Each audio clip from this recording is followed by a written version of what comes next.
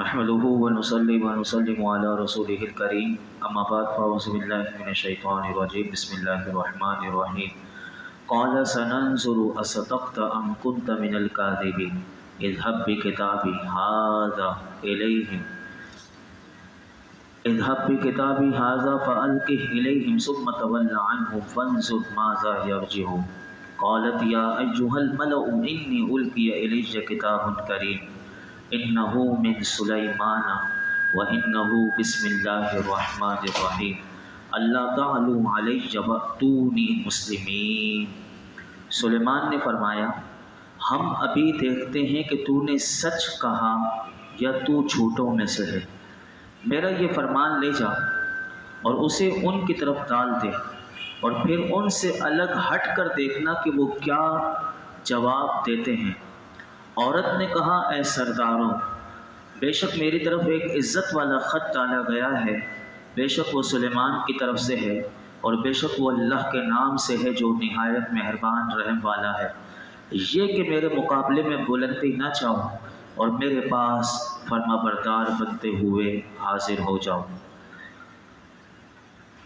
ہدہد نے گزشتہ کل آپ نے سماعت کیا تھا کہ جب وہ غیر حاضر تھا تو اس نے اپنی غیر حاضری کا پورا واقعہ بیان کیا تھا۔ اب حضرت سلیمان علیہ السلام نے ہدہد پرندے سے فرمایا کہ ابھی ہم دیکھتے ہیں کہ تو سچا ہے یا جھوٹا۔ اس کے بعد حضرت سلیمان علیہ السلام نے ایک خط لکھا جس کا مضمون یہ تھا کہ اللہ کے بندے سلیمان بن داؤد کی جانب سے شہر سبا کی ملکہ بلقیس کی طرف بسم اللہ الرحمن الرحیم، اس پر سلام کہ جو ہدایت قبول کرے۔ یہ ہے غیر مسلم کو سلام کرنے کا انداز کہ اس پر سلام کہ جو ہدایت قبول کرے۔ اس کے بعد آپ نے اپنا مدعا بیان کیا، آپ نے فرمایا اس کے بعد مدعا یہ ہے کہ تم مجھ پر بلندی نہ چاہو اور میری بارگاہ میں اطاعت گزار ہو کر حاضر ہو جاؤ۔ اس مکتوب پر آپ نے اپنی مہر لگائی اور ہدہد سے فرمایا کہ میرا یہ فرمان لے جا اور اسے ان کی طرف ڈال دے۔ ڈالنے کے بعد یہ نہیں کہ تو واپس پلٹ کے آ جا، بلکہ تو وہیں الگ ہٹ کے کھڑا ہو جانا اور دیکھنا کہ وہ کیا جواب دیتے ہیں۔ چنانچہ ہدہد وہ مکتوب وہ خط لے کر ملکہ بلقیس کے پاس پہنچا اور اس وقت بلقیس کے گرد اس کے امراء اور وزراء کا مجمع تھا۔ ہدہد نے وہ مکتوب بلقیس کی گود میں ڈال دیا۔ ملکہ بلقیس نے جب اس خط کو دیکھا تو وہ مفسرین کہتے ہیں کہ وہ خوف سے لرز گئی اور پھر اس پر مہر دیکھ کر کہنے لگی کہ اس کے جو امراء اور وزراء جو اس کے پاس موجود تھے تو اس کو کہنے لگی کہ مجھے ایک معزز خط موصول ہوا ہے۔ بلقیس نے اس خط کو عزت والا اس لیے کہا کہ اس پر مہر لگی ہوئی تھی، اور اس نے عزت والا اس وجہ سے بھی کہا، اس وجہ سے بھی جانا کہ مکتوب بھیجنے والا جلیل القدر بادشاہ ہے، یا پھر مفسرین نے کہا کہ اس لیے عزت والا کہا کیونکہ اس کی ابتدا میں بسم اللہ الرحمن الرحیم یعنی اللہ کے نام پاک سے اس کی ابتدا ہوئی تھی، تو اس لیے اس نے اسے عزت والا کہا۔ اور پھر اس نے بتایا کہ وہ مکتوب کس کی طرف سے آیا ہے۔ چنانچہ اس نے کہا کہ بے شک وہ سلیمان کی طرف سے ہے اور اس کا مضمون یہ ہے کہ اللہ کے نام سے شروع جو نہایت مہربان رحمت والا ہے، میرے حکم کی تعمیل کرو، تکبر نہ کرو جیسا کہ بعض بادشاہ کیا کرتے ہیں، اور میرے پاس تم لوگ فرما بردارانہ شان سے حاضر ہو جاؤ۔ یہ تھا وہ خط کا مضمون۔ ملکہ بلقیس نے اپنے وزراء کو سنایا۔ اب آگے سے وزراء نے کیا کہا قرآن اس کو بیان کرتا ہے۔ قالت یا ایھا الملأ افتونی فی امری ما كنت قاطعة امرا حتى تشهدون قالوا نحن اولو قوة واولو بأس شدید والامر الیک فانظری ماذا تأمرین۔ ملکہ نے کہا اے سرداروں، میرے اس معاملے میں مجھے رائے دو کہ میں کسی معاملے میں کوئی قطعی فیصلہ نہیں کرتی کہ جب تک تم لوگ میرے پاس موجود نہ ہو۔ تو وہ جو اس کے امراء وزراء تھے انہوں نے کہا کہ ہم قوت والے اور بڑی سخت لڑائی والے ہیں اور اختیار تو ہے ملکہ بلقیس تیرے پاس ہے، तुम गौर कर लो कि तुम क्या हुक्म देती हो। इस आयत में मकतूब का मजमून सुनाकर मलिका बिल्किस अपनी मुमलिकत के वज़रा की तरफ मुतवज्जो हुई, और वो कभी भी कोई फ़ैसला नहीं करती थी जब तक कि उसके वज़रा से मशवरा नहीं करती थी। तो इसने यही बात अपने वज़रा के शुरू में कही कि मुझे राय दो कि मैं किसी मामले में कोई कतई फ़ैसला नहीं करती कि जब तक तुम मेरे पास हाजिर ना हो। तो उन्होंने कहा कि हम सख्त कुव्वत वाले भी हैं और बड़ी सख्त जंग भी लड़ सकते हैं, और अगर तेरी राय मलिका बिल्किस ये है कि हम जंग करें तो हम इसके लिए तैयार हैं, क्योंकि हम बहादुर भी हैं, शुजा भी हैं, कुव्वत और तवानाई वाले भी हैं, और हमारे पास कसीर फौजें भी हैं, और हम पहले भी जंग कर चुके हैं और जंग आजमा हैं। और मज़ीद सरदारों ने ये कहा कि सुलह करनी है या लड़ाई करनी है, इसका इख्तियार तुम्हारे पास है। अय मलिका, तुम गौर कर लो कि तुम क्या हुक्म देती हो। हम तो तेरी इताअत के हुक्म के मुंतज़िर हैं, जो तेरा हुक्म होगा हम वही करेंगे और वही कहेंगे। तो उसने जब ये मालूम किया अपने वज़रा का, तो उस वक्त यहाँ से ये बात पता चली कि वो तो जंगी लोग हैं, और वो जंग की तरफ ही उन्होंने इशारा दिया। और उन्होंने कहा कि मशवरा देना हमारा काम नहीं, बल्कि तुम खुद साहिब अक़ल हो, साहिब तदबीर भी हो। बहरहाल हम तेरी इताअत करेंगे, तू क्या हुक्म देती है। मलिका बिल्किस ने आगे से क्या कहा सुनिए। क़ालत इन्नल मुलूक इज़ा दख़लू क़रयतन अफ़सदूहा वजअलू अइज़्ज़त अहलिहा अज़िल्ला वकज़ालिक यफ़अलून। उसने कहा कि बेशक बादशाह जब किसी बस्ती में दाखिल होते हैं तो उसे तबाह कर देते हैं और उसके इज़्ज़त वालों को जलील कर देते हैं, और वो ऐसा ही करते हैं। यानी मलिका बिल्किस खुद भी मलिका है और वो जानती है कि बादशाह करते क्या हैं जब किसी शहर में आते हैं। तो अब जब उन्होंने जंग की तरफ कहा तो मलिका ने अपने वज़रा को उनकी राय की ख़ता की तरफ मुतवज्जे किया और उसके नताइज भी उनके सामने रखे, और कहा कि जब बादशाह किसी बस्ती में अपनी क़ुव्वत और ताकत से दाखिल होते हैं तो उसे तबाह कर देते हैं, और यही बादशाह का दस्तूर रहा है कि उसके इज़्ज़त वालों को कत्ल करके या कैदी बना के उनकी तौहीन करके उन्हें जलील करके उनके मुल्क से निकाल देते हैं, और यही बादशाहों का तरीक़ा है। और इससे मुराद मुफस्सिरीन कहते हैं कि मलिका बिल्किस ये जानती थी कि जंग मुनासिब नहीं है, इसमें मेरे मुल्क की और मुल्क में रहने वाले जितने हैं उन सब की तबाही और बर्बादी है और उसका ख़तरा है। अब आप इसकी ज़हानत का और साहिब तदबीर कैसी थी इसका अंदाज़ा लगाएं।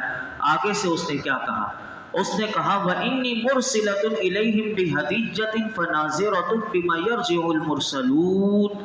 मैं उनकी तरफ एक तोहफ़ा भेजने वाली हूँ, फिर देखूंगी कि कासिद क्या जवाब लेकर लौटते हैं। सरदारों के सामने उसने अपना मशवरा दिया कि जंग के नताइज रखने के बाद उसने कहा कि मैं ये देखना चाहती हूँ कि ये बादशाह हैं या नबी हैं। अगर बादशाह हैं तो ये तोहफ़ा में भेजूंगी, और तोहफ़ा जो बादशाहों को भेजा जाए तो वो कबूल कर लेते हैं। तो फिर क्या हुआ, तो उसने तोहफ़ा रवाना किया और फरमाया कि अगर ये नबी हैं तो ये नबी हदिया कबूल नहीं करेंगे और इसके अलावा किसी बात से राज़ी नहीं होंगे कि हम इनके दीन की पैरवी करें और इस्लाम को मान लें जो ये पैगाम दे रहे हैं। फिर उसने अपने कासिद को रवाना किया एक ख़त देकर, और उनके साथ 500 ग़ुलाम, 500 बांदियाँ, और उन बांदियों को बेहतरीन लिबास और जेवरों से आरास्ता किया और सोने से नक्शो निगार की हुई जीनों पर सवार करके घोड़ों पर उन्हें रवाना किया। और इसके अलावा मुफस्सिरीन कहते 500 सोने की ईंटें और जवाहिरात लगे हुए ताज, मुश्क व अंबर की खुशबुओं इसने ये काफ़िले के साथ रवाना किया। ये तोहफ़ा हज़रत सुलेमान अलैहिस्सलाम की तरफ भेजा। हुदहुद क्योंकि ये देख रहा था सारा मंजर, वहाँ से ये तोहफ़ा रवाना हुआ और हुदहुद वो चल पड़ा और उसने हज़रत सुलेमान अलैहिस्सलाम के पास पहुंचकर सारी वाक़े की खबर दे दी कि मलिका ने आपके लिए तोहफ़ा भेजा है। और اس نے حکم دیا ہے یہ چیزیں آپ کے لیے اس نے روانہ کر دی۔ اب اس کے آنے سے پہلے دیکھیے کہ حضرت سلیمان علیہ السلام کتنا زبردست اللہ کی قدرت دکھانا چاہتے ہیں۔ تو مفسرین کہتے ہیں کہ آپ نے حکم دیا کہ سونے چاندی کی اینٹیں بنا کر 9 فرسنگ یعنی 27 میل کے میدان میں سونے چاندی کی اینٹیں بچھا دی جائیں، اور فرمایا اس کے ارد گرد سونے چاندی سے بلند دیواریں بنا دی جائیں، اور خشکی اور تری کے سارے جو جانور ہیں انہیں سجا دیا جائے، خوبصورت جانوروں کو لایا جائے، اور جنات کے جتنے بچے جو ہیں وہ خوبصورت وہ میدان میں دائیں بائیں حاضر کر دیے جائیں۔ اب یہ دیکھیے اس کے تحفہ آنے سے پہلے آپ نے یہ سارا انتظام کر لیا۔ فلما جاء سلیمان قال اتمدوننی بمال فما آتانی اللہ خیر مما آتاکم بل انتم بہدیتکم تفرحون۔ پھر جب قاصد سلیمان کے پاس آیا تو سلیمان نے فرمایا کیا تم مال کے ذریعے میری مدد کرتے ہو؟ تو اللہ نے جو کچھ مجھے عطا فرما رکھا ہے وہ اس سے بہتر ہے جو اس نے تمہیں دیا ہے، بلکہ تم ہی اپنے تحفے پر خوش ہوتے ہو۔ جب بلقیس کا قاصد تحائف لے کر حضرت سلیمان علیہ السلام کے پاس آیا تو آپ نے فرمایا کیا تم مال کے ذریعے میری مدد کرتے ہو؟ سنو، اللہ رب العالمین نے جو کچھ مجھے علم، نبوت، بادشاہت کی صورت میں عطا فرما رکھا ہے وہ اس تمہارے دنیاوی مال و اسباب سے بہتر ہے جو اس نے تمہیں دیا ہے، اور ان کی حقیقت بھی بتا دی کہ بلکہ فرمایا تم اپنے تحفے پر، اپنے اس دنیاوی مال پر خوش ہوتے ہو، تم فخر کرنے والے ہو، اور اسی مال دنیا کی وجہ سے تم ایک دوسرے پر بڑائی جتاتے ہو اور ایک دوسرے کے تحفے پر خوش ہوتے ہو۔ فرمایا کہ مجھے نہ دنیا سے خوشی ہوتی ہے اور نہ مجھے اس کی حاجت ہے۔ فرمایا کہ سنو، اپنی ملکہ بلقیس کو جا کر یہ بتا دینا کہ اللہ رب العالمین نے مجھے اتنا مال، اتنا کثیر عطا فرمایا ہے کہ اتنا اوروں کو نہ دیا، اور اس کے ساتھ ساتھ مجھے دین بھی دیا، نبوت سے بھی نوازا ہے، تو جا کر اسے بتا دینا۔ پھر کیا ہوا؟ قرآن کہتا ہے ارجع الیہم فَلَنَأْتِيَنَّهُمْ بِجُنُودٍ لَا قِبَلَ لَهُمْ بِهَا وَلَنُخْرِجَنَّهُمْ مِنْهَا أَذِلَّةً وَهُمْ صَاغِرُونَ۔ پلٹ جا، ان لوگوں کی طرف لوٹ جاؤ تو ضرور ہم ان پر ایسے لشکر لائیں گے کہ جن کے مقابلے کی انہیں طاقت نہ ہوگی، اور ضرور ہم ان کو اس شہر سے ذلیل کر کے نکال دیں گے اور وہ رسوا ہوں گے۔ حضرت سلیمان علیہ السلام نے جو وفد آیا تھا اس کا جو امیر تھا وہ منذر بن عمرو اس کا نام لکھا گیا، آپ نے اس سے فرمایا کہ یہ ہدیے لے کر تو ان لوگوں کی طرف لوٹ جا کہ اگر وہ میرے پاس مسلمان ہو کر حاضر نہ ہوئے تو انہیں بتا دینا کہ ان کا انجام یہ ہوگا کہ ہم ضرور ان کے پاس ایک ایسے لشکر کے ساتھ آ رہے ہیں کہ جس کے مقابلے کی انہیں طاقت نہ ہوگی، اور ہم ضرور ان کو ان کے شہر سبا سے ذلیل کر کے نکال دیں گے اور وہ رسوا ہوں گے۔ جب قاصد ہدیے لے کر بلقیس کے پاس واپس گئے اور تمام واقعات سنائے تو اس ملکہ بلقیس نے کہا کہ بے شک وہ نبی ہیں اور ہمیں ان سے مقابلہ کرنے کی طاقت نہیں۔ اور پھر بلقیس جس تخت پر بیٹھتے تھے جو سونے چاندی کا بنا ہوا تھا، جس میں جواہرات اور موتی لگے ہوئے تھے، اس نے اپنے پہلے تخت کی حفاظت کے لیے 7 محل تھے، ان 7 محلوں میں جو سب سے پچھلا دروازہ تھا ان 7ویں میں اس نے اس کو لکھوایا، اور وہ 7 دروازوں کو تالے لگوائے اور پہرے دار مقرر کر دیے، اور حضرت سلیمان علیہ السلام کی خدمت میں حاضر ہونے کا وہ انتظام کرنے لگی، اور تاکہ دیکھے کہ اسے آپ کیا حکم فرماتے ہیں۔ چنانچہ مفسرین کہتے ہیں کہ وہ ایک بہت بڑا لشکر لے کر آپ کی طرف روانہ ہوئی۔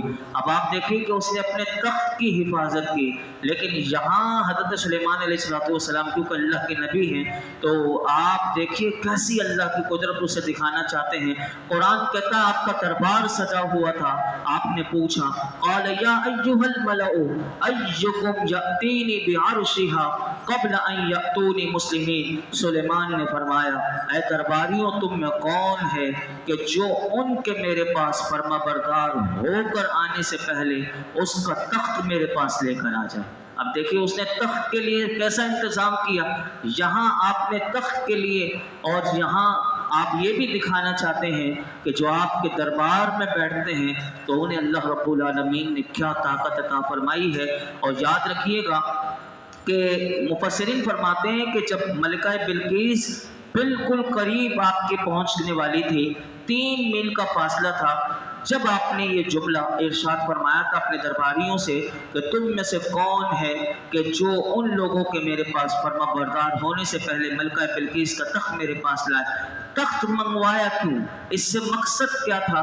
تو مفسرین فرماتے ہیں تاکہ اسی کا تخت اسے دکھا کر اسے اللہ کی قدرت دکھائی جائے، اور آپ کو جو اللہ نے نبوت عطا کی تھی وہ دلالت کرے اس بات پر، اور وہ آپ کا معجزہ بن جائے۔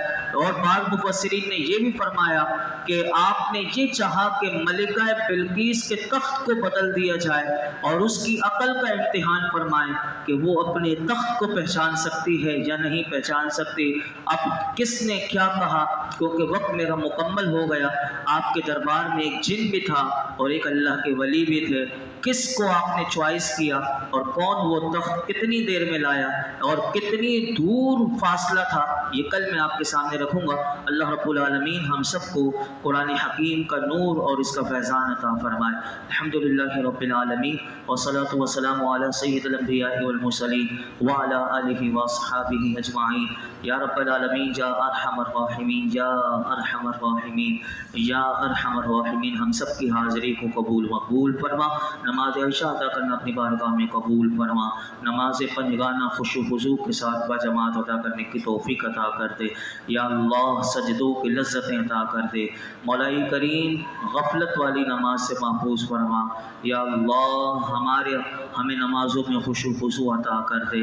اے رب کریم، لاکھوں لاکھ حاجی مولائی کریم مینا کی سرزمین پر موجود ہیں، یا رب العالمین ان لاکھوں لاکھ حاجیوں کا صدقہ جس میں تیرے نبی بھی ہیں، حضرت خضر علیہ السلام، حضرت الیاس علیہ السلام، جو ہر سال حج کرنے کے لیے حاضر ہوتے ہیں، اور کثیر اولیاء کاملین حاضر ہوتے ہیں۔ اے اللہ ان پر جو تیری انوار و تجلیات کی، جو تیری رحمتوں کی بارش ہوتی ہے، اس بارش کا ایک آدھ قدر ہم سب کو بھی عطا فرما، ہم سب کے گناہوں کو معاف کر دے۔ اے اللہ ہماری بے حساب مغفرت فرما۔ مولائی کریم یہ مبارک دن جو 2 دن ہیں، اے اللہ اس کی ہمیں قدر عطا کر دے، اے اللہ اس میں خوب عبادت کی توفیق دے دے۔ اللہ ہماری بے حساب مغفرت فرما، ہمارے والدین کی، میرے آقا کی، تمام امت کی مغفرت فرما، دین و دنیا کی خیر خیر خیر، عافیتیں، بھلائیاں، سلامتیاں، عزتیں، نعمتیں، راحتیں، سکون عطا کر دے۔ بے سکونی اے اللہ ہر قسم کے شریروں کی شر سے بچا لے، یا اللہ عافیتیں، سلامتیاں عطا کر دے۔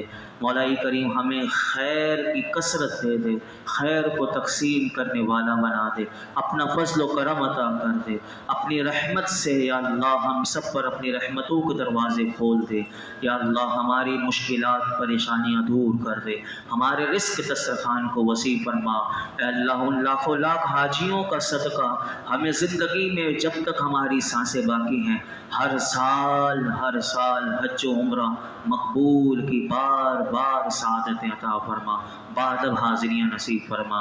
جو گئے ہیں اللہ ان تمام حاجیوں کے حج کو قبول کر لے، اللہ سب حاجیوں کے حج کو قبول کر لے، ان کی دعاؤں کو قبول کر لے، ان کی دعاؤں کا صدقہ ہمیں بخش دے، ہماری قبر و آخرت اچھی کر دے، ہماری قبر و آخرت اچھی کر دے، ہماری موت اچھی کر دے۔ وصلی اللہ تعالی علی خیر خلق محمد وعلی آلہ وصحبہ۔